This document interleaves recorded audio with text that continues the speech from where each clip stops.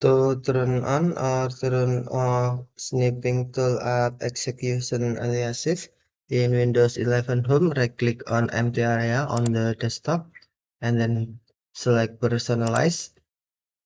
Next, click or tap System and then tap or click Storage.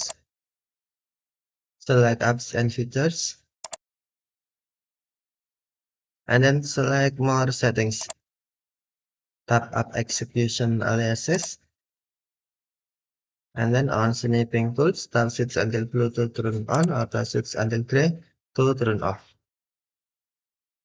Apps can declare a name user to run the app from a command prompt. If multiple apps use the same name, choose which one to use. Okay, thank you for watching. Have a nice day.